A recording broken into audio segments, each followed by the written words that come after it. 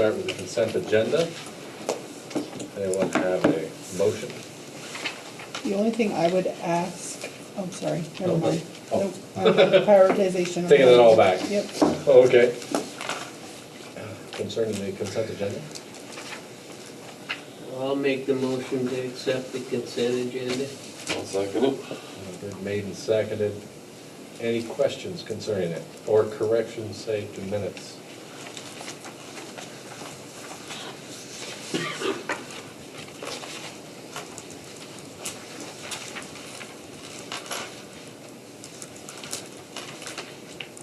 All of the policies are first reading, right? Yes. Correct? Okay.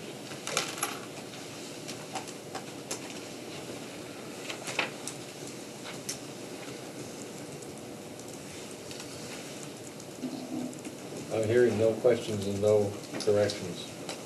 So, if that's the case, all those in favor of accepting the consent agenda, say aye. Aye. Any nays? Thank you.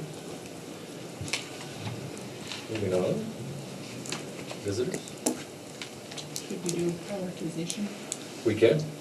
So I have a guest joining us tonight, Rob Evans, so when he's ready, I would like to move to him, since he's traveled the distance. So if we could take him out of order, I think that would be great. Hey, Rob. Hello. How are you? Good, how are you? Good. All right. You want to go to him now? Well, Okay. if he's So- ready, that was the caveat. Yeah, If he's ready. we'll let you take your coat off Well, thank you. first. You doing? Yes. Yeah, all right, all right. So, Rob, this is our supervisory union school board. Okay. They're here from 5 of our towns, and Rob is our school safety liaison for the Agency of Education. I've worked with Rob pretty closely on quite a few things in the last couple of years, and he's been a tremendous support in terms of our work to improve our school safety measures. And I've asked him to come today to talk about some best practices in school safety. So I know he's an awesome resource, and he'll be able to answer questions for you at the end, too. Okay. Thanks for the introduction. I appreciate that. I appreciate certainly the collaboration that you and I professionally have had over the last couple of years. So it's good stuff. Anybody see Channel 3 News tonight? So 2 significant events down in Middlebury. Some juveniles in DCF custody now for some significant threats that they made over the weekend. Almost parallel and dovetailing with the Fairhaven incident, and thankfully somebody saw something and said something significant enough that there needed to be some law enforcement intervention. And Middlebury PD, just judging from the news, Middlebury PD did an exceptional job doing investigative background on the case, intervened, and thus we don't have a significant event that was carried out. But I say that because it only highlights the importance of the work that we're doing, each and every day. A little bit of background. I've been doing this work for the past 4.5 years. I am a school safety liaison officer for the state. Cover all of the public, private, and independent schools in Vermont. So 450 schools get a little piece of me throughout the year. But we've been doing the work for 4.5 years, but the work didn't start 4.5 years ago. It actually started, something 15, 20 years ago with the development of the Vermont School Crisis Planning Team in the community of Essex, where Leo Naidu and others began to understand that there was a need to do this work, and developed an internal team that blossomed into a state team, that blossomed into now an agreement and a partnership between the Agency of Education and the Department of Public Safety to start up and provide the framework for what we call the Vermont School Safety Center, where prior to that there were a variety of different resources and areas to get school safety information. AOE had some, DPS had some, State Police had some, Principal Superintendents Association had some. Well, now it's all located in one area.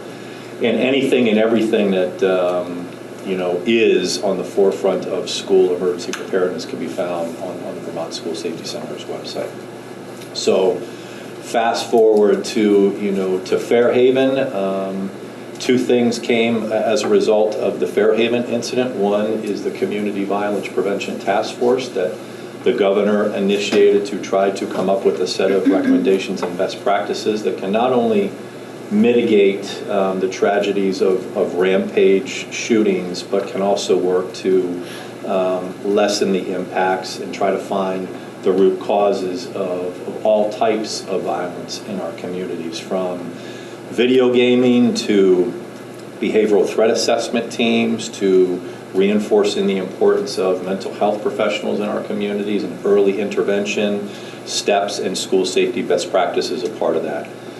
The other thing was a development of a school safety advisory group, which was mandated out of the legislature last year, where we are charged with putting a series of recommendations together on how the state can move forward in school safety best practices. I will tell you, after doing this work for the last 4.5 years, we are getting better. We're not there yet, but we're all over the place on school emergency preparedness. And I would venture a guess that right here in your own community that there are some schools that are doing things one way, maybe other schools that are doing some things another way.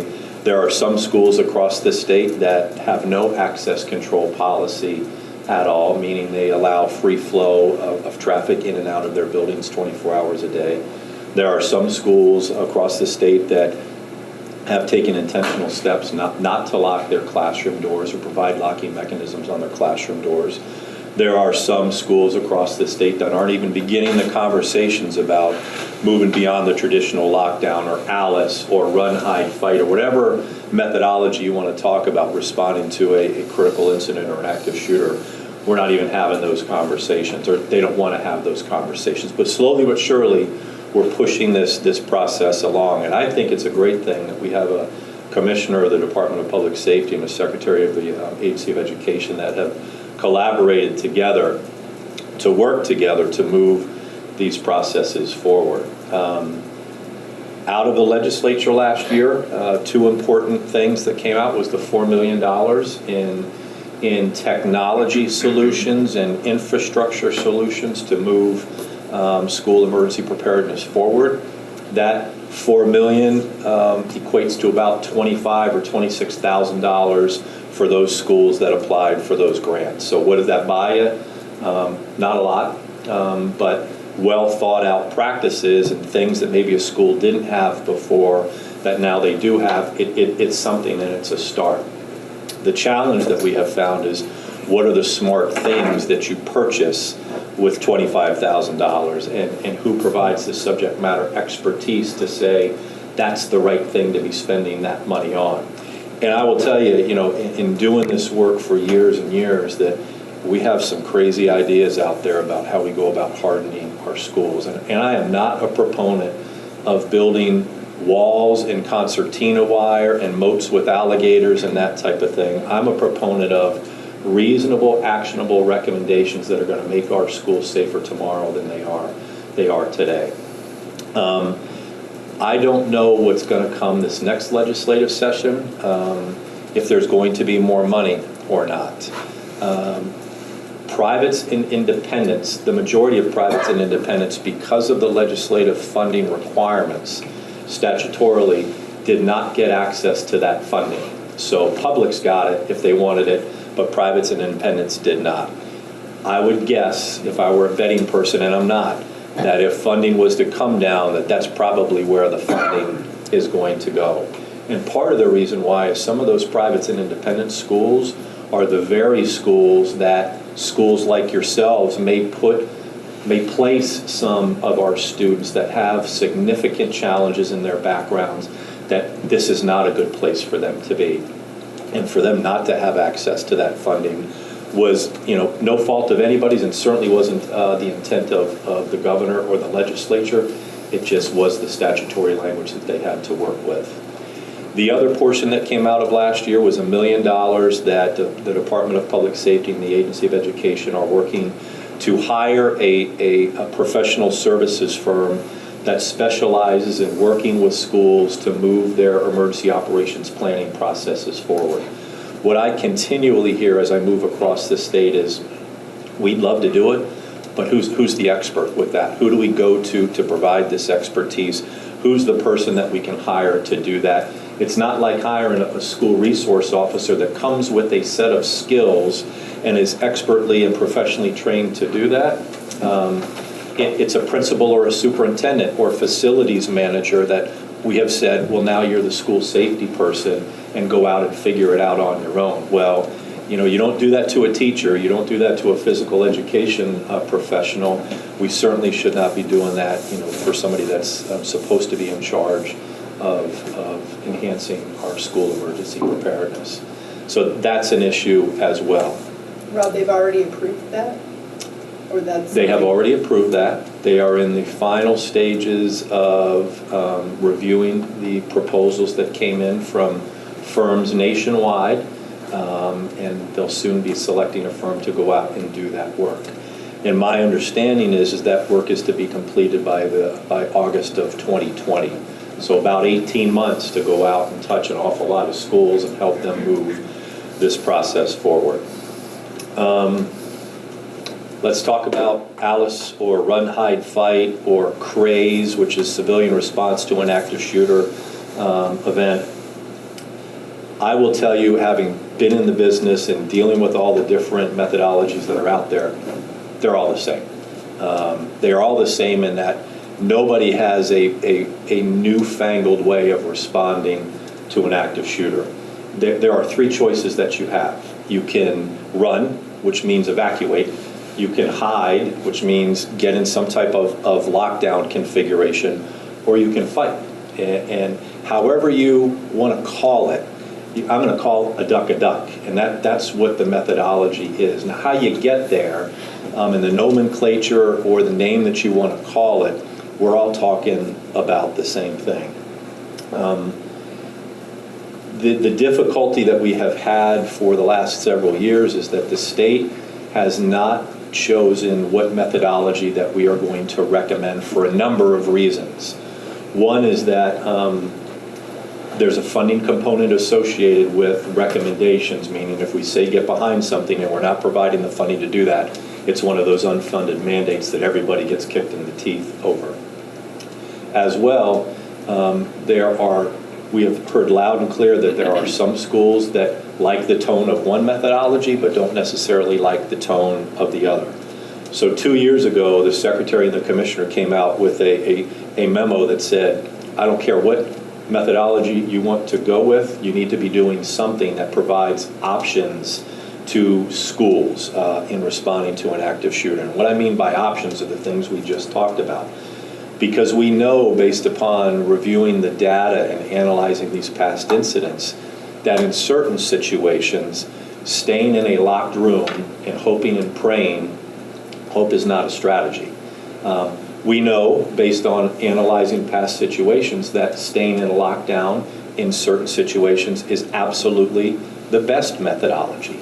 We know for a fact, if you look at Virginia Tech, that the shooter in that incident, when he walked into some of those rooms, did not miss a shot.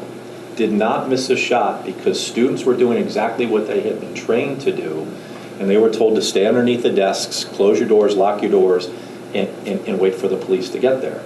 Well, to me, that's a target-rich environment, that somebody that is even untrained can walk in and do that type of devastation. We know that in some situations where folks have chosen to evacuate, didn't do it based on what I call situational awareness or dynamic intelligence, and actually evacuated into an area where the shooter was. So I can't physically tell you what's the best strategy to do. I can tell you, you have a number of options, and this is how you should go about choosing whatever option is best for you. And if you just simply look at some of the news coverage of some of these past incidents, you will see all three of those strategies being applied. You will see kids running out with their hands up in the air. You will see some kids locked down in the second floor classroom. And you will see some folks that are actively barricading their doors and quasi-fighting back. And when I say fight back, I'm not saying bring fists to a gunfight. I'm saying do what you need to do to save your own life. And we have heard in that type of training that folks actually feel empowered. where I no longer have to wait for somebody to tell me what to do. I now have been trained in what my options are, and now I have a series of choices to make. Now that becomes a little bit more problematic in a high school environment, in a middle school environment, and now an elementary school environment. Well, how can I, as an elementary school teacher, say those things to my kids and tell them to go do these things to keep themselves safe? Well, the American Psychological Association and the National Association for School Resource Officers have developed teaching points and trauma-informed methodologies about how folks are supposed to go and have those conversations. But 10, 15, 20 years ago, we were having stranger danger conversations. We were having those conversations about if somebody tries to grab you on the sidewalk and pull you into their car, we need to have options about what we're supposed to do if we're a child. And those types of things and those uneasy conversations, I'm of the opinion, not how could you have those conversations, how could you not have those conversations in this day and age?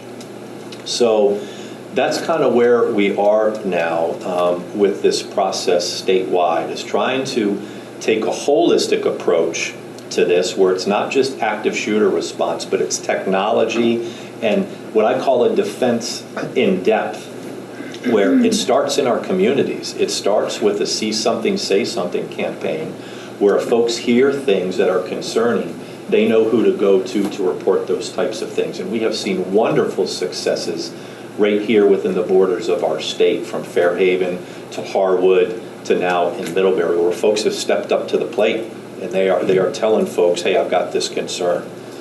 But it starts in the community, and then literally you drive into the school, and I start thinking, okay, now here's another defense in depth, that maybe I see a school resource officer's cruiser, in the parking lot, or I get to the front door and I've got to push a button to get into my doorway, and then I have to report to the office to get a tag, or somebody's going to have another conversation with me to ensure that I'm the right person that wants to gain access.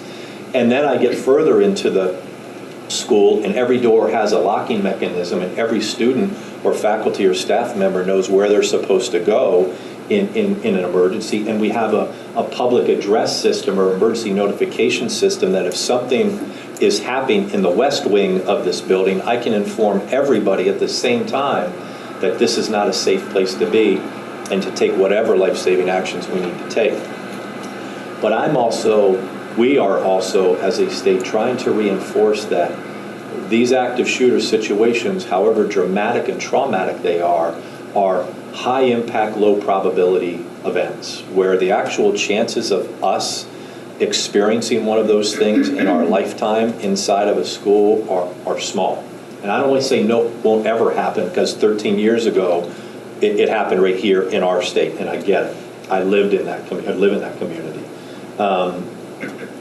But the chances of somebody having to deal with a custodial interference issue, or a bus accident, or a missing student, or an athletic director that has a heart attack in the middle of a basketball game, we need folks to focus on all the things that they may potentially be exposed to, and not just that one high impact, low probability event.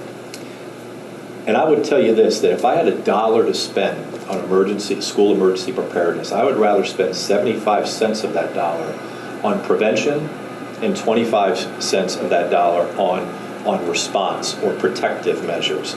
Because I'm tired of spending money on responding to these incidents. I would much rather that we're spending money on how the heck do we even stop these things before they get there? Why are these things happening, and why are our kids sometimes not talking to other kids or family members or parents or loved ones when they hear these concerning conversations, and why do they have access to guns, and how do they get the access, and what strategies can be developed to keep them from doing these things? I think it's important to have all those types of conversations. It all starts with leadership. I come back to that all the time, that there are 3 critical things in a critical incident response: communication, organization, and leadership. And in a critical incident, if you have one of those things that are missing, you're you're destined for failure. You're not going to be successful in your critical incident response. I would say that it plays true with emergency preparedness, that if you don't have leadership and this stuff isn't being driven from this body or the superintendent or the principal in the school, we're not going to get it there because a teacher thinks it's important or a parent thinks it's important. It has to be driven from the top. So I applaud you for having these conversations and wanting to get more information about this, because this is where it all starts. The challenge sometimes with more rural communities, I look at it as a challenge as well as a strength, is that you've got multiple agencies, multiple jurisdictions that provide these responses to your schools. So state police, border patrol, county sheriff's department, local police departments, a variety of fire and EMS squads, all trying to do the right thing, but we got a bunch of different chiefs and sheriffs in the pot. And how do we make sure that everybody is talking the same talk in the same language, and we're planning, training, and exercising with all of them for all these types of things that our schools may be exposed to? That's a challenge, and I get that. In Essex, they're blessed. In Burlington, they're blessed. In South Burlington, they're blessed in the fact that they got to call one chief. And at the end of the day, that chief's sitting in that room, and I only have to talk to one person. You try to do that here, and you got a bunch of different chiefs and sheriffs, and God hopes and God help you if they all don't get along, and there's all the power plays associated with, who's the biggest chief in the room and who's got the most resources, and throw that out the window, because it's just important that we're all communicating with each other and that kind of thing. It also starts with parent buy-in. That I can't tell you how many schools and meetings like this where I have had conversations with parents about, well, it's just not going to happen here. I don't want to have that conversation, or that's in other places, and it's going to change the culture and the climate in our school. You know what's going to change the culture and climate? A critical incident that you didn't prepare for. That's going to significantly change the culture and climate of your school. So I think it's important to continue these types of conversations, and there's lots of work that can be done that doesn't cost $1. Connections with our community, time spent with our kids, ensuring they all have an opportunity and have a faith and confidence in talking to somebody if they see things, training and exercising, time commitment, but not a lot of dollar commitment to do a tabletop exercise or a What If Wednesday exercise, or 5 minutes of professional development training with your faculty and staff about literally sitting in this room and saying, if today's the day, what are we going to do? And how are we going to go about doing it? And a month from now, we're going to come back and we're going to be in another room. And we're going to talk about where are we going to go? What are we going to do? And how are we going to get there? And how are we going to keep everybody safe? That type of stuff, it just puts a mindset into people's heads that this is important stuff. You know why folks don't die in fires and buildings anymore? Because we've placed those technology systems, and we do fire drills every month, and we're practiced and rehearsed about what we're supposed to do when we respond to a fire, that people aren't dying in fires anymore. I will say this, and then we'll open it up for questions, that these types of events rapidly evolve, in that we can prepare for those things now based upon what we know is the likelihood of these events to take place. The minute we get really good at doing it this way, it's going to change, because nothing prevents bad people from doing bad things to good people. And the minute that we harden these areas, we started to see it. It's going to happen in our communities. It's going to happen in our stadiums. It's going to happen on our buses. And that's why I think the community caretaking approach is so important, that if they can't get it here, they're going to get it someplace else. And that's just what we have to make sure that we're taking care of each other. We have to make sure those connections are all there. I'm proud of the work that we have done. There's a whole lot more work to do. I'm proud that we got a governor that thinks it's a priority. I'm proud of the Secretary of Education, the Commissioner of Public Safety, and our first response community that gets it. And they really do buy into this stuff. So I think we're not as good as we can get. We aren't as bad as we could get. I'd say we're we're probably better than half. And I think that's a good thing with a state that sometimes is challenged with the amount of resources that we do have. So, what questions do you have? What other information can I share with you that would be helpful? I wonder, Rob, when you talk about if I had 75 cents that I could put towards prevention, I think that we're all reasonably aware of all the different sort of physical things that we can add to our buildings and preventative measures that we can do, but are there things in place, trainings in place, and resources available to like maybe guidance counselors or the like before the tragedy happens, that preventative piece that's not a alarm, a locked door kind of a thing? Behavioral threat assessment, key to all of this. And do folks know what that means, behavioral threat assessment? Assessing behaviors that may have a negative impact on our school and bringing the appropriate folks together, a school resource officer, mental health professional, school guidance counselor, to evaluate those behaviors, the beginning when we begin to hear of those types of behaviors taking place. The capacity issue of our mental health professionals, I continually hear we'd love to do more, we don't have more. And that's a national issue, not just a Vermont issue. Access control, simple policies and practices of doors being locked and a system in place to control and know who's coming in and out of our buildings. And then, locking mechanisms on our doors that when it does happen, everybody should know where their safe space is, and everybody should have a couple of layers between where that bad thing is and where I am right now. Mass notification systems. Every school does not have an ability to pick up a phone or get on a microphone and say, it's happening in 121. Whatever that is, if you got 5 seconds, whatever your emergency alert notification is, everybody in the building at the same time should be notified that that bad thing is taking place. And then the development of a comprehensive emergency operations plan, that prior to an event, we've planned all this out, that if that bus accident takes place, these are the notification systems, this is where our family reunification location is, this is how I'm going to get in contact with folks that are out there trying to do that, and how I'm going to unify my students with my parent community. An investment in school resource officers is a wonderful investment. I will tell you that in Vermont, we are challenged just getting cops, let alone cops that are good school resource officers,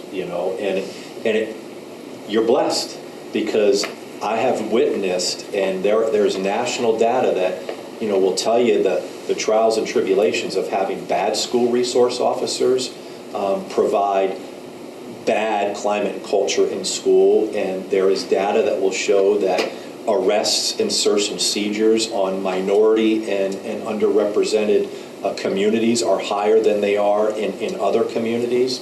You got to get the right SRO that can make those connections and have the right relationships and step out of the cop mentality and into the community collaboration mentality and build partnerships and friendships and not arrest your way out of the problem, because that doesn't work in a school resource officer environment.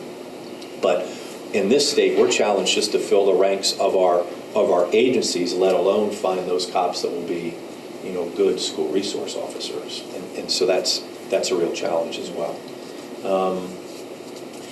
Security cameras are fantastic ongoing investigation post-incident. There's a myth that security cameras will stop those monsters from getting to your door. They won't, but they are a good tool to utilize for ongoing investigations and post-incident types of things. So I think there's a good investment discussion for those as well. But if you're asking what are my top things, those are my top things that if I had the dollar to spend, I'd want to spend the dollar on. Rob, I want to add one thing to the camera discussion. It was something Jim, Robin, and I have gone through the ALICE training. Yep. We're all certified trainers, and one of the things they talked about was having access to your cameras during a critical incident and how important it is to be able to communicate out the where Yeah. so that people throughout your building can make their best decision about what's the most effective Yep. option Yep. for them. And if you have access to those cameras, being able to identify the location of where that thing is happening. Yep. It might not always be that you can get access in the moment, depending on Yep. where you are and where it all happened, but there is a use also during a critical incident potentially. I'm going to push back on that just a little bit, if I can. 18 years of running the state police SWAT team, not once in all the critical incidents that I responded to, with the exception of a bank robbery where the suspect was still inside the bank, did I gain access and have lifetime video footage of a scene that I was managing to get through. Because it takes time, it takes data, it takes a lift to get to that point. And think that the average time for one of these incidents to take place is 3 to 5, maybe 7 minutes from start to finish, and they're over. And I think it's not unrealistic, but there's a challenge in providing that data when I, as a school administrative staff person, either internally or externally, trying to gain access while I'm still trying to protect myself from whatever that bad thing is. So ongoing dynamic intelligence is problematic from the standpoint that the minute that I tell that person that they're in room 121 is the minute that that person moves from 121 to another portion of the building, that I have people responding to what I've just told them, and maybe that information is not accurate. I would rather have folks use the information around them to make their critical incident decisions about what type of life-saving action that they're going to take with that. So I'm not saying it's good or bad. If we're going to think that that's a possibility, plan for what the challenges are for depending upon that type of technology in that 3 to 5 to 7 minutes of a critical incident unfolding. So just my 2 cents on that. Not an unrealistic expectation, but use it knowing that those are the challenges associated with that. So, not to say that cops, if they can get access from their phones or at a dispatch center or a communication center, if they needed to spin those up and they can remotely get that and begin to try to identify where that is. But I think for those that have responded to incidents like this, it is so rapidly evolving that even the cops themselves want to gain the information from what they see, what they hear when they're making an entry into the building. Because a lot of times, the information that they get from dispatching staff or teachers is completely wrong anyways once they get through the door. It's just like witness statements. It's a time lag, right? Yeah, three-quarters of the witness statements have challenges associated with that because we don't have good recognition and recall, let alone under stressful conditions where we're fighting for our lives with that. So just a strategy, there's a challenge associated with every type of strategy that we want to deploy. So, any feedback on that? You good with? Yeah, I'm good. Okay. Yep. What else?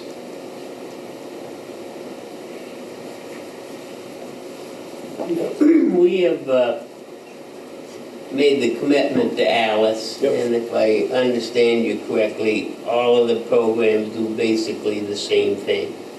But there's no risk of the state coming down 2 years from now and saying, well, we're going to go to this and not this. That's a great question. I don't think there's a risk. What I think there is there will be a recommendation that says run, hide, fight, or other type of options-based response process.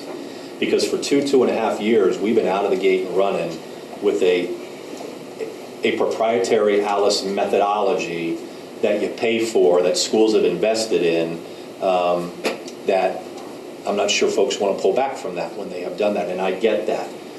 We have I'd say probably the majority of our schools in the state have not chosen a methodology and have chosen to wait for what the guidance potentially might be from the state. So I'm not saying it's coming down that way. What I'm saying is I think we may be heading in the direction where we are saying you have to adopt a methodology of run, hide, fight, or another best and promising practice in options-based responses. Alice is one of those methodologies. Even if that did come, Paul, I would be less worried about the shifting to something like run, hide, fight, because as Rob said from the beginning, You're already the there. most important part is just that you're learning that really the first responders in reality are the people who are within the building, because the likelihood that we're going to have law enforcement enter and be able to intervene in that 3 to 5 minutes, especially in this part of Franklin County, is pretty slim. So even if they did tell us something, it's not going to change that people are learning and will continue to learn that you have options that you need to use during those critical incidents. So I'd be less worried about that. It's given, Alice has been good for us in terms of,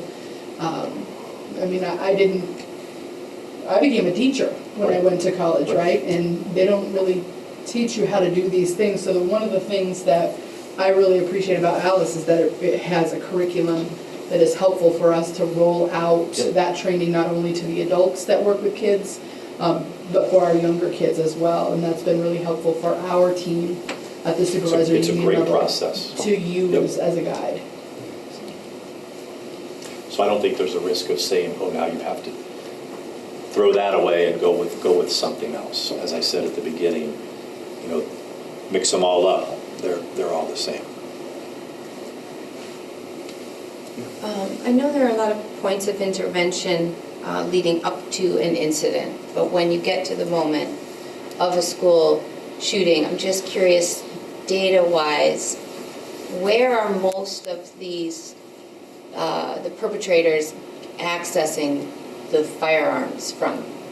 Are they from unlocked guns at Legally home? owned weapons at home. Yeah. Yep. They aren't stolen. My analysis of the data is that the majority of the weapons used in these incidents are legally owned firearms that they have had access to in their homes. They aren't stolen firearms. They aren't folks that have gone out and purchased stolen firearms. They have been accessed through family firearms or by friends. That's how the access is coming. So it speaks a little more, less about getting into the weeds on a national, gun debate, and more to what's then the interface and the interaction with families, and getting them involved about how to minimize or eliminate that access. I apologize for not remembering his first name. The young man from Essex, last name was Black. Just came out in the Free Press where his obituary, the family said, please, if you want to donate some money, donate it to the cause of incentivizing folks to have safe locking mechanisms for firearms, because it was an apparent suicide. And Vermont suffers from a higher than average number of teen suicides, and a lot of those are a result of firearms and possession of firearms, and folks having access during that 24-hour period where they are heightened in a state of disassociation or suicidal ideation, that if they didn't have access, maybe it wouldn't have happened. So the question then becomes, how do we, without penalizing folks that are legally owning firearms, how do we incentivize folks to do the right thing? And that's one of those things that the Community Violence Prevention Task Force that the governor initiated, we're trying to figure out what kind of recommendation, what does that look like? Is it a tax deferral, or you don't pay taxes on a storage locker or a trigger guard or something like, I don't even know what that is, but it rings true that if we don't have the access, maybe, I don't know, so what else?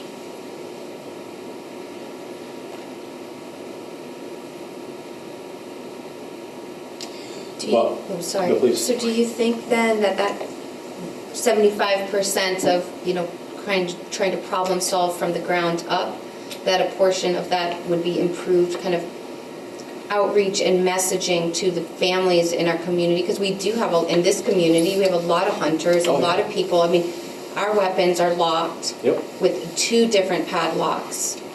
and the locks are very high up on the door. You have to get up on a ladder to unlock those doors. You know, everyone's got their own strategies for it, whether it's gun safes or ammo is locked someplace else or whatever.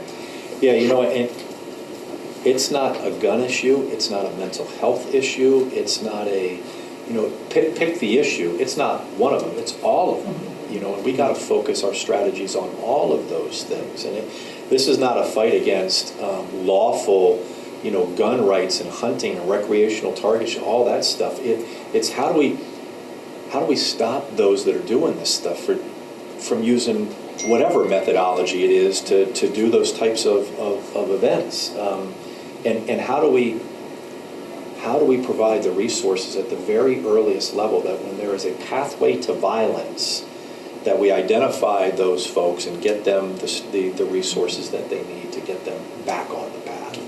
You know, if you look at some of the data from these shootings, there is a true profile of these types of incidents, from disassociated behaviors to lack of association at home and lack of friends and lack of intimate partners, all these things that begin to develop a profile that if when we begin to develop that profile, could we develop strategies as well as once we identify those, how do we get them the help that they so desperately need during these things? You know, it's all men. You know, it's all men that are doing it. There aren't women, I mean, maybe one or two or three nationally, internationally, but it's all men. You know, so what does that tell us? You know, and what educational strategies do we have to begin to develop at the earliest ages that this is just not okay behavior? You know, and that's a part of it as well. You know, so I wish I had all the answers. I think we got to keep, in the time being until we solve it, we got to keep letting folks know that you know, there's a positive impact with folks, letting folks know about behaviors that are concerning. And we know for a fact that there is almost 100% opportunity of leakage. And what I mean by leakage is when these incidents are in the preparation phase, when folks are operationally planning to go do this, they are usually telling somebody, or somebody is overhearing, or there's a text or a post or Snapchat or Instagram or whatever it is. There's some type of leakage that takes place that somebody had an opportunity to say, man, Rob Evans just said that. That's not something normally he says, or he said that a couple of times now, and maybe I should have said something to somebody about that. Almost in every case, there's leakage. And we need to make sure that when that leakage does take place, you know, we're telling somebody about that. You know. And I think we had a Vermont School Crisis Planning Team meeting last Friday, and some of the folks around the table were, they're just like ratting out each other. And I hate that term. And I think we actually have stepped beyond that now, where our kids, it's not the parents, our kids for the most part are letting folks know when this stuff is happening. And I think that's a big win when our kids have finally realized that, holy cow, you know, it's almost my obligation to say something to somebody when I hear stuff like this.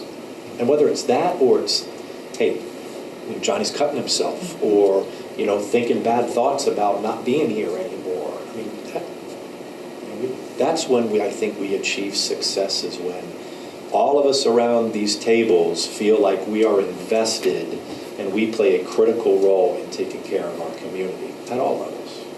At all levels. So, you know, that's my soapbox. So if there are no other questions, I want to thank you, Rob, Yeah, for taking of the course, time out of your of busy course. schedule. Yep. I'm assuming it wasn't a quiet day for you. It was not quite. On the home front. I appreciate you coming out. Yeah. So. And I will leave you leave you with this. If there are opportunities that we need to get together and have a further conversation, or get on a phone, or if you need advice and counsel on technology, I'm always there to help out, you know, if and when I can. So, happy holidays, everybody. Thank you. Thank you.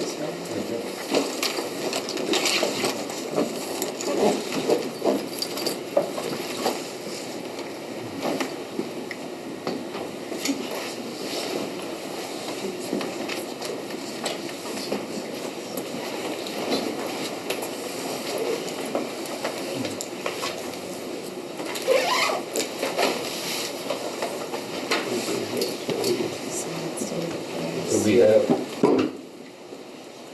Let's keep going. I think that Lynn will be back soon. Do we have anything from Jody? Coming for Jody? Jennifer? No, thank you. We're good. Good answer.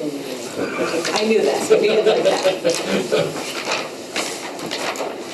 Dominic's not here, so I think that's a good, that's Probably no. Dominic. So then we're at Shirley. We have nothing. Carl. I'll speak for Shirley.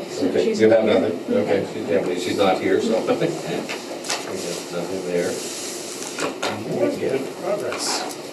I believe that Lynn is going to take you into executive session before I do the budget, but while she's out there, I can bang through some of my stuff. The reports are in your packet. Also in your packet is the financial management questionnaire. This is a document for the last 4 or 5 years. Business offices are required to complete, and the SU board is required to at least say that they looked at. And then we sign that off and it goes into a file.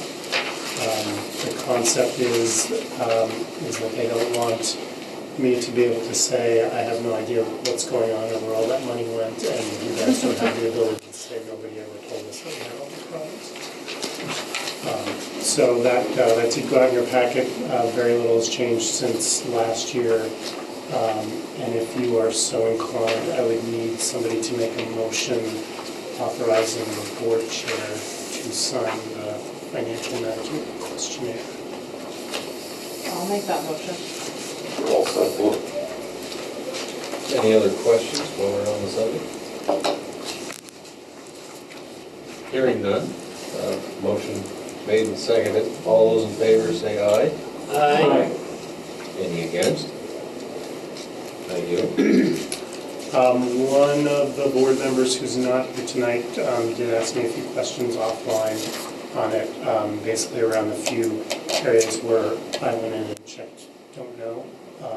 And largely that's because some of the student activity that takes place in the school, we don't really monitor to tell if deposits are truly in the bank within 48 hours or what kind of paperwork they're using. We've never had an issue with the auditors in terms of findings for the student activities accounts. I think it's something that every school district across the state and across the country is constantly trying to tighten up, and principals are constantly trying to keep it loose because they have legitimate reasons to have access to funds that don't go through the warrant process. We will keep bringing that up each year around audit time, and as we move to this new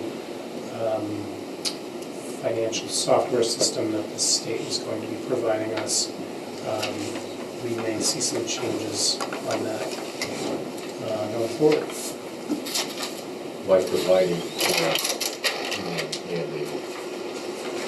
A little of both. well, at least they're providing it, I suppose. Well, they're mandating it.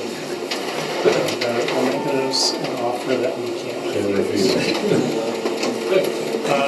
Another motion that I'm looking for, as long as we have a quorum tonight, is around accepting grant funds. This is again something we do at the SU each year. And it would be a motion to accept all FY20 grant funds, including but not limited to Idea B preschool, Medicaid, Title I, Title IIA, Title IV, 21st Century Learning Centers BEST, and MAC. That's something you do every year. I'll make that motion. I'll second. Seconded. Would you like to repeat that back, please? For the note taker? For the note taker. I already wrote it down. I already wrote it down. So, any questions about that authorization? Hearing none. All those in favor say aye. Aye. Against? Thank you. The town of Richford is willing to roll over the terms of our lease for another year. I believe we discussed this at the last meeting, and you gave me authority to go and try to get that deal. They're perfectly happy to do that, and so if you are still inclined to go that route, I would want a motion to allow me to sign the central office lease agreement for the 19-20 school year. Now I'll make that motion. I'll second it. Made and seconded. No questions or discussion? Hearing none. All those in favor say aye. Aye. Against? Thank you. So all that's left for me is the budget. Luann, I took from that you might want to do some executive sessions first. Sure. So if we could go into executive for administrator negotiations. I'll make the motion Thank to you. go into executive session at 7:25. I'll say. So, Made and seconded. If you have some, And would like Jennifer to stay. okay. Budget. Well, we're gonna do a negotiate, so probably not Robin for this part. What would that do? That is what you were talking about. I was talking about cutting her loose for the evening, but she wants to stay for the budget, so. Okay, so we need to vote on the, somebody like to make a motion? I'll make that motion. So this is a motion to authorize the superintendent to offer a contract to Jennifer Tennyson for executive session. Can we hear a second? Seconded over here. Any more discussion? Hearing none. All those in favor say aye. Aye. Any nays? We're good to go on that. Moving on to the next thing. So. The proposals need to go back here.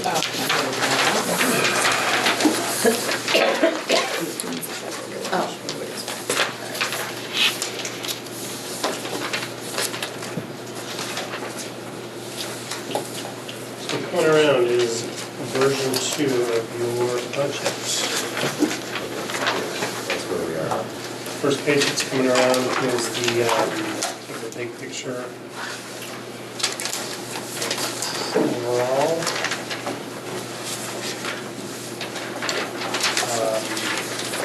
I'll get into changes when we get into the individual sections. And again, there are basically 4 areas in this budget. You've got your central office staff, the special education program, food service, and transportation.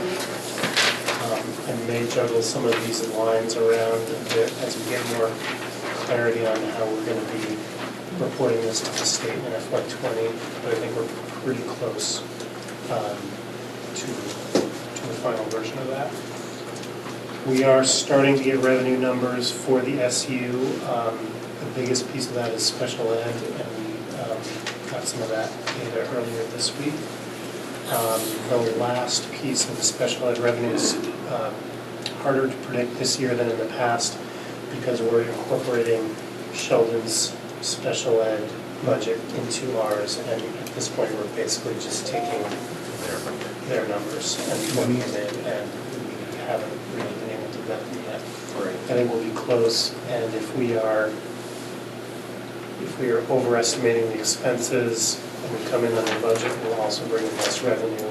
And if we're underestimating and we have more expenses, much of that will be covered by additional. Much of that will be covered under special ed revenue. So I'm not especially worried on that. On the expense side, that first section under general fund is going to cover central office and transportation. The special revenue fund at this point is just the special ed program. And then the enterprise fund at the bottom is the food service operations. And those are the big categories that you might see some movement on back and forth. So coming around first is central office transportation, and food service. There are not a lot of changes from your first look at these figures. To kind of walk you through the changes in terms of people again, we've moved .2 of your director of instruction and curriculum out of your grant budget into the local budget. This has been something we've been doing a little bit of each year as the federal grants get smaller and more restrictive. We've also got an additional .2 of Heather Moore in this budget.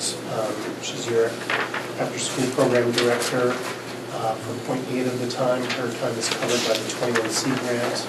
The .2 is coming out of the central office now, and she is helping us chase down other grants as part of that. When we went to budget last year, we had Maria was .8 under the 21C grant and .2 under title funds for doing some homeless work. We've reshifted that around, so one of the bookkeepers has taken on the homeless piece of her job, and so Heather is doing more with our grant writing. The only other change to people here is on that first line. You backed out .05 of your ELL teacher, and that's based on her time study. She's split, last year she was split 50-50 between special ed and doing ELL work. When she did her time study, she was slightly more special ed than ELL, and so this budget reflects that. Do we employ her elsewhere for the other .55? Yeah, she's your special educator, so she will be in the next budget coming around. And yeah, she has a full-time gig with us. Other than that, we tweaked some of the lines down bottom of page 3, top of page 4. Largely, that's Dominic talking to folks at Franklin Northwest and trying to figure out what our software budget's going to look like, incorporating Sheldon teachers and Sheldon students. I just put in an arbitrary number to start with, and it's now a slightly more defensible arbitrary number. Again, it's a situation where we don't really know what exactly we're going to be bringing in from Sheldon, but Dominic's pretty confident that we should have it covered with those changes. Now, is Sheldon School Board working on a budget for next year? I mean, they have been, right? Yeah. So they're doing similar work that we're doing. Yeah. They are working on a budget that would be specific to Sheldon Town. They're also working on a budget for the 3 districts that they have remaining separately, as well as the 3 districts they have together as a single unit, which is what the state board plan in November is suggested doing. So similar to what we're doing here, we're running some budgets and running some assumptions in parallel. And once we either know who's got the authority to warn a budget, or we're up at a deadline that we're just going to go ahead and do it, I think one or the other make some last minute tweaks. Are they mounting a legal challenge to moving to our supervisory union? Not to my knowledge. They're mounting a challenge to unification, but the State Board of Ed has always had the ability to change boundaries of SUs. Okay. So I don't believe anyone's contesting that. It just might mean that they come as a single district if there's an injunction rather than merging AUSD. Okay. In the case of that, because it will change the composition of the board, has the state changed the rules statewide over representation The SU board? to the SU board? No, but there are some I guess there's some places in the law that are either new or there's something that no one's ever really paid much attention to, where you can appeal to the State Board of Ed, I believe, to have a different makeup. Okay. So that they don't end Because- up with a disproportionate Yeah, number of I mean, people on your SU board. You would have Enosburg, Richford have 3 members. Bakersfield, Berkshire, Montgomery have 3 members, and Sheldon have 3 members, under my interpretation of it. Or Montgomery might have. Sheldon doesn't become part of the unified district Montgomery won't either because of the conjunction or the. Oh, that's right, okay, so Montgomery would stand alone And too. also probably Enosburg, Richford wouldn't be merged either. Yeah, they might not. But I think So you have it's a places real like real up in the air sort of thing. Champlain Valley, what's the one that has everybody, and Huntington, Mansfield. Mansfield. Shannon's. So in theory, that would be 3 members from everybody else Mansfield and 3 from then Huntington. They'd have a 50% say in everything for one town out of 26. I don't know what it is. But it's made a difference. That was a question I had about, in the process. So. But if we are merged, we each only have 2 people on the NMVU board. How does that then change for the SU board? So each of the UUSDs would send 3 members to the SU board. So it would be 3 people from that 8-member board. Exactly, yeah. Or on Richford's So that side. leaves one school without representation on the SU board. Like what she said. No, it is one school. I mean, it's one school district. Right, right. If this The injunction. new school district is one school district. Sure, but it means You're that talking town. one town would not be at the table Potentially at 2. the SU Right. level. You could have 2 people from. You could have, You could have only one town represented. you could have 2 towns without any representation, because that's the board's decision, not the town's decision.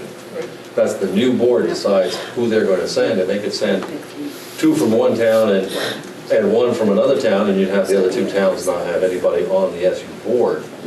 But that would be a decision made at the new board, and usually it is who's not there gets chosen to represent.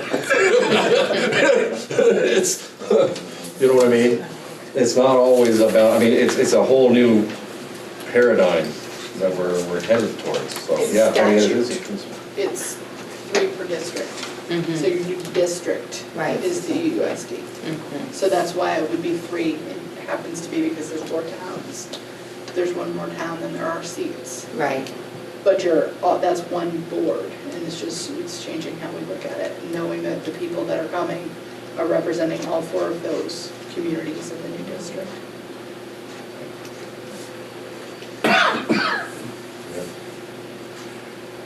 Brave new world. And speaking as a person who spends a whole lot of time at meetings, as somebody had a burning desire to take my spot on this board, that'd be okay by me. Yeah, but next year you're gonna have such. I know, lower I'm really level looking board forward meetings. to like July on. Yeah, there you go. Hopefully you still like your family. I- It's been a while since you've So seen we're a her. name tag around them working. Hi, I'm Mom. So on this budget, Yes. page 6, in the middle of that page is where the transportation estimates are coming in. I've basically taken what the business manager for Sheldon told me she's budgeting and plugged that in there. And then the food service is the bottom of page 6 to the top of the page, or to the rest of page 7. And again, just taking data from them and not really analyzing it. Yeah. Be able to do that next year. Now, Sheldon, do they, what's the word I'm looking for? Contract? Contract out? Yeah. They do? Contract, Is yeah. that what I'm- yeah, okay. They do. Yeah. And the transportation is theirs with the same, Yes. at least that's the same, so Yep. that's good. And I don't That won't be a anticipate bad, any. that wouldn't be a bad transition. They currently have a contract that expires a year later than yours does. And I've already had some initial discussion with them that we're all on board with just sorting it out. And eventually we'll rebid or Or bid a renew section. it as a group. Well, they could roll over or whatever and maybe come out on the same bid. Yeah. What is non-resident transportation? So we actually need to split out the transportation bill between residents at primary grades, residents at secondary grades, and non-residents, which would be basically the buses that Munisburg sends to descending towns. Okay. So there's a portion of the Montgomery bus that falls into that, and the Sheldon bus And the Bakersfield bus. entirely falls into that this year, and will next year, because now they're going to be part of this district. That's the breakdown. It won't next year because they'll be part of. Well, part of Sheldon is going to be our districts, so they're going to be residents. Also, Sheldon is not, I thought you were breaking out for the state, Enosburg's transportation, where they were paying for transportation to get kids to the high school. Right, so we're still doing that, but right now, the Sheldon route that we have is all non-residential transportation because we send a bus in there. Yes. Next year, It won't we be. may not do that because it may be combined with, if we're picking up all the elementary kids anyway, maybe we'll figure out a way to combine those routes. I don't know. Okay. So right now, Enosburg does not send a bus that goes through all the hills in Montgomery to pick up their No. tuition students, but they do have a bus that part of it is going and grabbing those kids at a drop. We're gonna have to figure that out for Sheldon as well, because Right. we've never Yeah. had to. Sheldon's gonna be in the same boat as Bakersfield and Montgomery. What, Berkshire, is there a bus for Enosburg High School that goes to Berkshire to Yeah. pick up kids? I mean, it's the And same, the same it's the with- same, They both send, but they do, yeah. So anyway. Yeah. Very good. Any other questions on the general fund? Questions, comments? So the next one that came around is the special ed budget. We have been making lots of changes, both up and down, to your special ed students that are educated outside of district. So those folks come with tuition payments and transportation charges. And we've, as things change, we've changed the budget. At some points, probably a while ago, it became not really worth it anymore because they do change pretty regularly. We've gotten Sheldon's service plan, which is the sort of your best guess at a special ed budget that goes to the state on October 15th. And I've put in their tuition and transportation charges. I've not done anything in terms of trying to figure out how much that's changed in the last 2 months. We added the school psychologist position that will be inheriting from Sheldon in this budget. I didn't have that in the first draft. That would be line what? I'll Or in which throw line? that in. Is that just in salaries? No, because that person is contacted by, Oh, they're bought from Franklin Northwest, and it would be unclear whether we would be getting them as an employee or purchasing their service. It's on So page it's 2. page 2, about 2/3 of the way down. there's one on page 1 about 2/3 of the way down too. Contracted services. Yeah, those are your cat workers that we Okay. have nowadays. Cat and autism workers.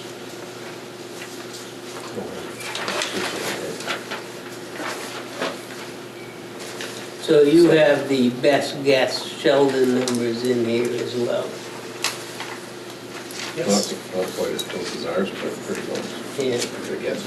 but also ours change every day too. Yeah, I mean, that's the whole, ours is a guess, ours is a, a benchmark. So Morgan, there are, on page 2, there's the salary / psychologists, and then further down, the contracted services. It's like Different person? Different people, so the first line would be a direct hire of ours. We actually still have that position open right now, but are keeping that in the budget And this is to work throughout the SU or at one particular school? throughout the SU. And Robin, jump in if I'm making up any answers about it, correct? So far. And then the contracted service, we just don't know yet if that's going to be our employee or if that's going to be something that we're going to purchase her time from Franklin Northwest. It's not like we have candidates banging down the door here, so if they've got capacity there and we can't find anyone, we're probably going to explore. Well, it would help them too, because it would allow them to hire a full-time rather than having all of a sudden less need. And so I would suppose that it would benefit Northwest as well. Which is sort of similar to what we do with Montgomery's guidance counselor. One who's half-time or 3 days at, Yeah.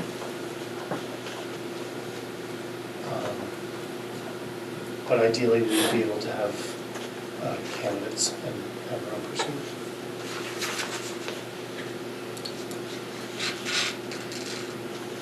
This also, I believe on page, you go to page 3 and I started seeing salary, speech, that's speech and language pathology.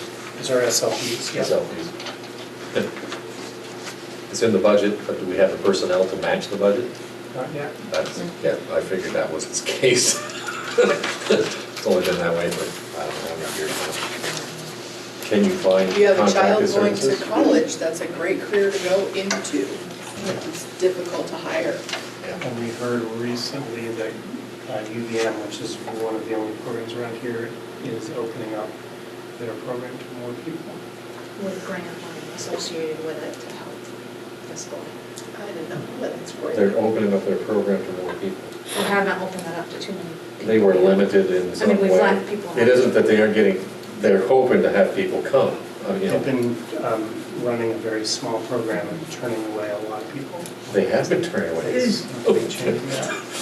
Okay, well, let's hope It they're was changing something like that. only 20% of the kids from within that were applying. I might be not have the right number, but they weren't accepting many into the master's program.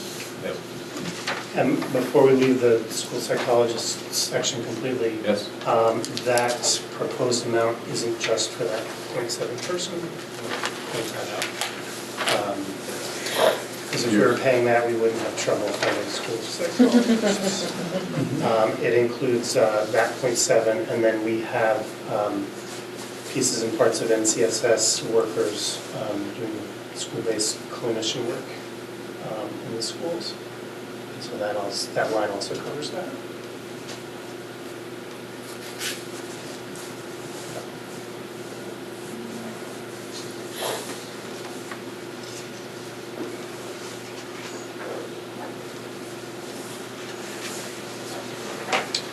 Other than that, there have not been any changes to people or to programs on this budget. I will send around now the early ed special ed budget, which you have not actually seen yet.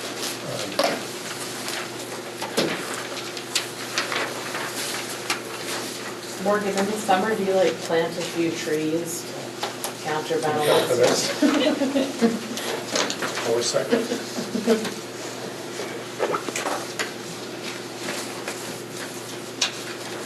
He's gonna put the menu on the back of these. The spring menu.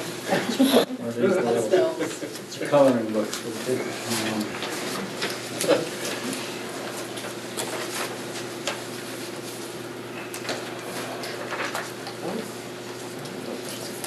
So this is the early ed special ed. We've got pieces and parts of a lot of people in here. Folks like Arabelle Parody at Enosburg, who we pay out of here because she has a special ed license, and she actually spends half of our time in special ed and half of the time in regular ed. So for the regular ed piece, we're billing that back to Enosburg. So there are lots of chunks here and there. I think I have the folks and enough salary money for the person that we're going to be inheriting from Sheldon. Their early ed program is a little tougher to crack because they do it entirely at the SU, and then an assessment comes out to them. It's pretty sizable. They've got a, I think, more expansive program than we have here, and it is centralized. So I think I've captured the services that we're getting out of that. You took the assessment. But you don't know whether their assessment's per capita or whether it's services. I believe their assessment is covering an early ed coordinator, which we don't have here, so we don't need that. I think we've got basically one teacher type and 2 paratypes that would be coming. That's why I've got that plugged in there. What about their administrator? You said it was an administrator level? Their early childhood program is run by an administrator, so they're not a Shirley or a Robin just doing doing early that. childhood program. And Sheldon's being billed for a portion of that. That person's doing it at the SU level. Right. You know, yeah. And so that's not a service that we're going to have in our budget.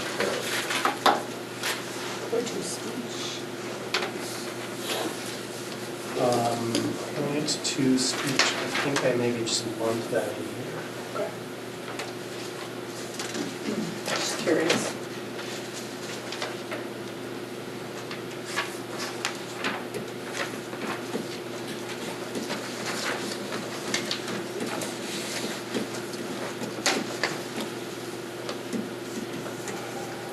And then on your, on that recap page, I sent you both of the last 2 budgets I sent around are lumped together in that special revenue fund section. If you can just try to split that out.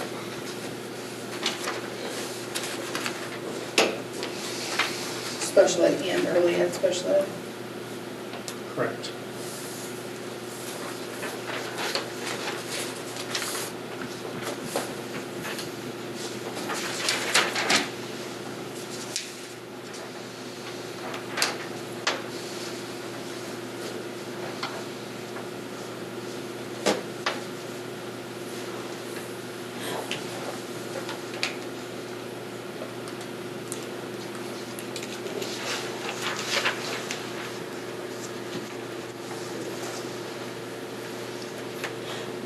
Questions? Oh, yeah. I do. Okay. Mine's on the logistics of this. We normally have to have budgets to the town or to the printers by the end of January. We don't know by the end of January who's even going to be involved with this budget. If it's going to be all the towns, if we're going to be minus a couple towns. So the only reason I'm saying that is we certainly can't propose this budget tonight the way we've sometimes been able to do. There's just too many ifs. And we'd have to go back if something happens between now and then and there's an injunction and we're only talking going back to individual towns, except for Berkshire and Bakersfield, we're locked in, but this could totally be upside down any day now, whenever the other towns in the state choose to file their suit. And they haven't yet, I don't think. I know Today, I think, Stowe and I think they did. but I Yeah. think that was. Stowe filed theirs Monday. Just the 2 towns are gonna go it alone. They didn't hop on the bandwagon for a purpose, for a reason. But boy, that puts us in a predicament. I know you figured it umpteen different ways and have plans B, C, and D. But as far as we're concerned and warning budgets, I don't see how we can go out on a limb and do that tonight. So I would say in terms of the time frame, you're absolutely right. We can warn this in January. I assuming that that we're moving forward with one SU and 2 districts, as we think we are right now, we could warn the NMV board at the end of January and still get that out in time. The Enosburg-Richford side isn't going to need to be warned until March. Isn't going to be able to be warned until March because they don't have official board members till then. So we do have time. I think this one in general is more stable than the 2 district budgets because I don't think the lawsuit's going to change whether we get Sheldon or not. And the rest of the moving pieces, I don't think are going to change that much. We might get better information from Sheldon in terms of their special ed costs. And if I have 4 more weeks to do that, I'll certainly reach out to them. And that could go up or down, or it could just come out in the wash as, Robin gives me updates every week on this kid moving in or this kid You moving don't out. think Sheldon's an issue as far as where they're going to come in with us? I think they have to come in. I don't think there's any question that the state board has the authority to put them in RSU. So I don't think the lawsuit changes that unless, I don't either. the only unless I would say is if that injunction comes down right away, would Sheldon go to the state board and say, we want you to undo your decision to move us into this SU? Because I think the state board has the authority to change its mind at that point. Yeah. But I don't think the lawsuit itself is going to change that. So, going with that idea, is that more a matter of the language? We need a budget out there. We need an approved budget going forwards. And the time frame is, we need to warn it in January, it needs to be voted in March, and, that's kind of, I suppose if it all falls apart, you can go back to the voters in May and say, we need an emergency, meeting of the voters to ratify a new budget because it's all changed. But can you say somewhere in that language that reflects the injunction? Pending a positive outcome or a negative outcome of the injunction. However you want to word that. Is there some legal, that this is a valid budget right up until the court says that it's not, and then it's rescinded, right in the language of the budget? Yeah. That might be know. true for NMV, but I don't know if it's necessary for this I one. don't think it's necessary for this one because it's not, none of that. Because the injunction does not. Because they're still part of the SU, Right. all these Yeah. schools. Until the state tells us. So when do they officially become part of the SU? July 1, when we become operational.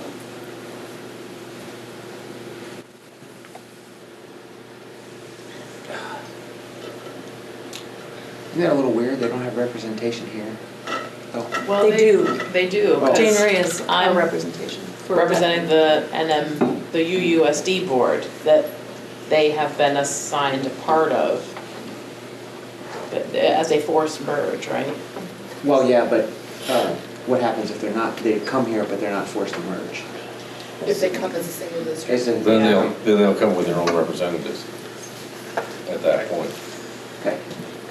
But right now, we can only, we have to act based on what is in front of us. And we have an order in front of us and we're compelled to follow the law that exists as it is now. So right now, the law is these 4 towns on this side are coming together, these 2 are coming together, so that's how we're developing the budgets. If they're on the UUSD sides, if we need to pull those budgets apart, we can do that.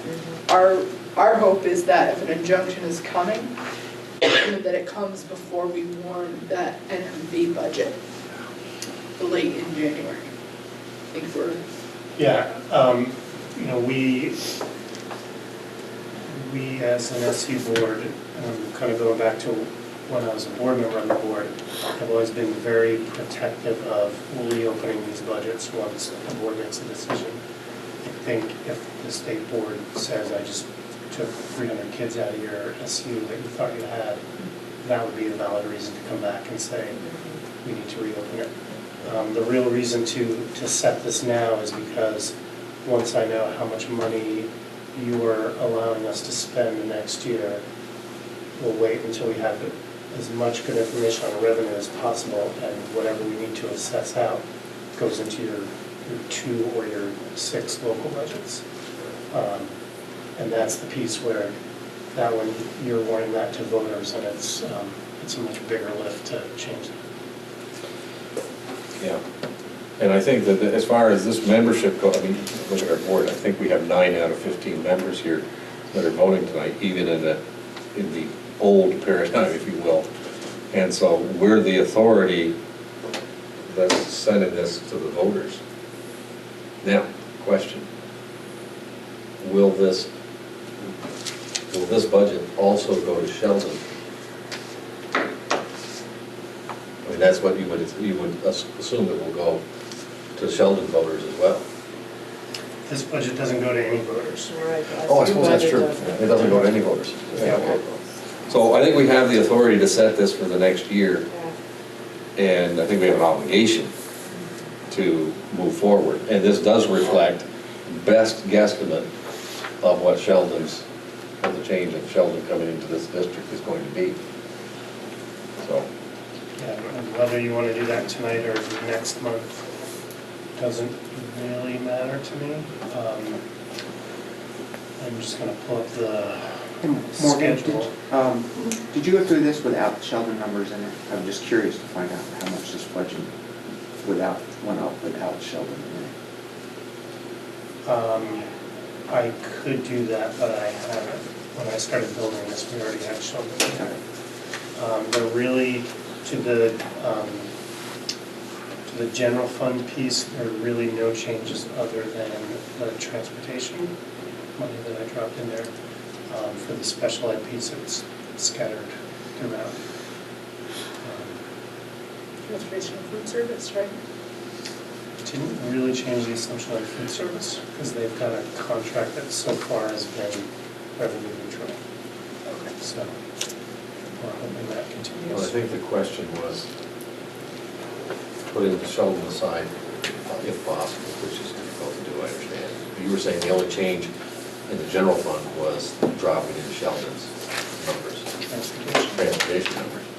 But year to year, what's the change percentage, increase in the budget? I think was your question. Yeah, yeah. And I don't know whether you can get that or not. Maybe you can't get that because of the change with Sheldon's numbers. Can get it eventually. I don't know if I get it tonight. Okay, well, yeah, I understand. You've got so many different things moving year to year here that it's real difficult to do.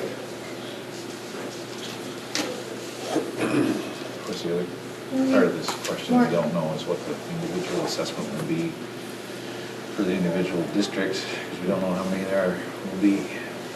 But bringing Sheldon in may change, may reduce that. I almost think it might, because I think the costs are going to be less than the increased number of students that are going to spread this out. So there are two ways that works. The first one is that you've got more kids that you're dividing the assessment out over, because we use that on ADM.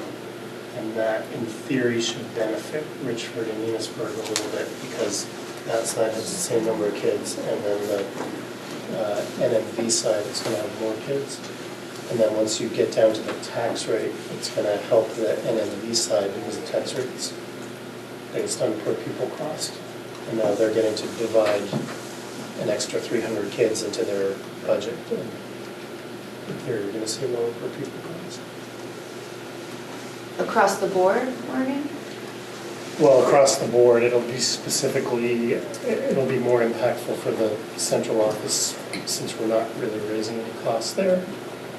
The bigger local budget is going to have the cost associated with running that school as well. So it's not going to, you're not going to feel as big an impact because of that, but I think it's going to help.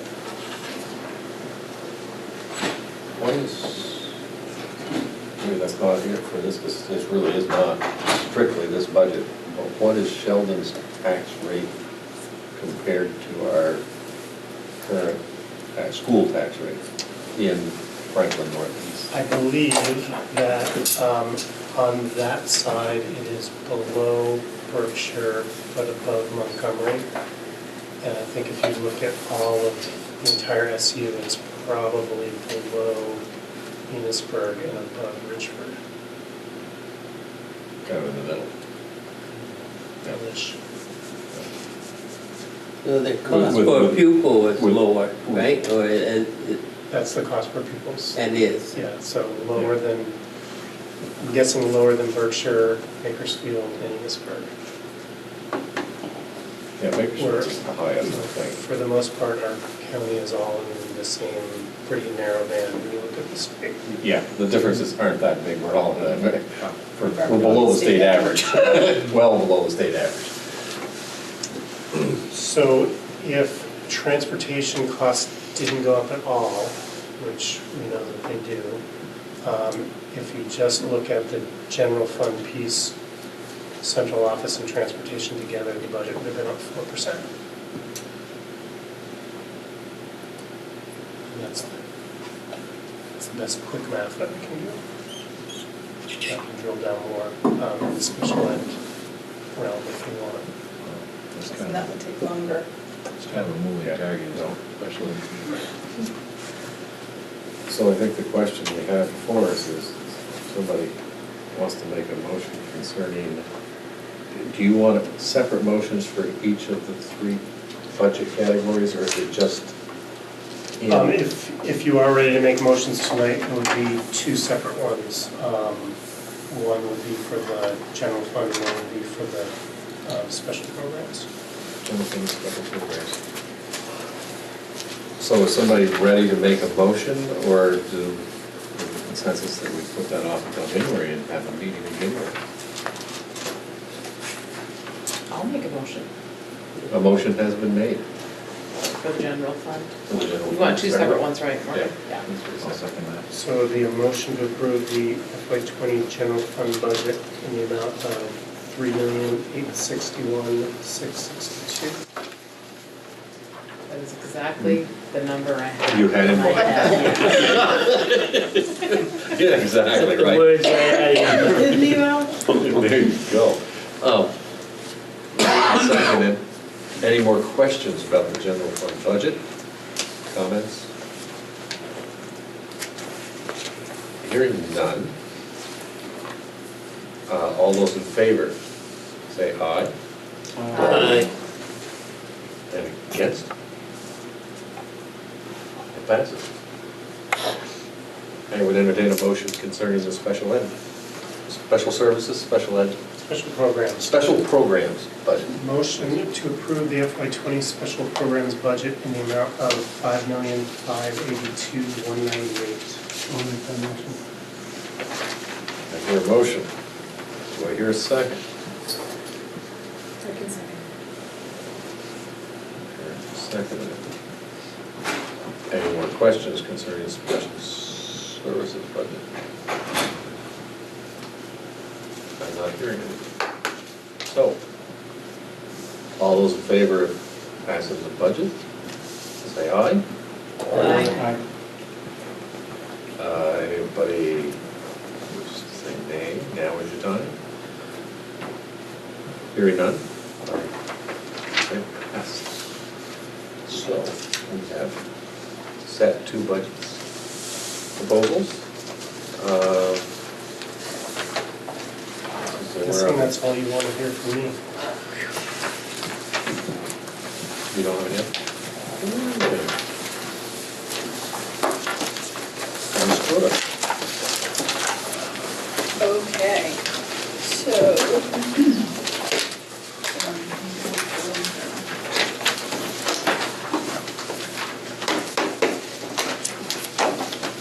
One thing I forgot to put on your board notes, and that was you have some salary advancements with FNESU personnel going into next year. You have Levi Irish moving a column, Christina Hogel, Michelle Green, Jessica Henderson, Lori McGraw, and Melissa Miller all are moving over one column on the, so they're going either from like bachelor's 15 to bachelor's 30. You have one person, what was that? Michelle Green's gonna make a double jump because she's taken so many classes, so she's moving to a master's. So that's just for your information about how your staff is doing. I want to talk a little bit about hiring, and then I'm going to have you bring me into executive and give me some direction on hiring. So looking for director of special programs, I extended the timeline that I had originally told you. So I'm going to ask you to give me authority to hire for the director of special programs, and we'll want to go in and talk about negotiation process in just a bit. We're going to we're going to advertise for food service director on January 2nd. My administrative assistant position I'm interviewing tomorrow so I'm excited about that. So I'll give you an update when that hiring decision has been made. So I'm going to want to talk to you in executive around hiring instructional coach, a 220-day instructional coach at the SU level, and hiring director of special programs, food service. I don't know how deep we need to get into models here. We can talk about what you want to give me with negotiations in executive.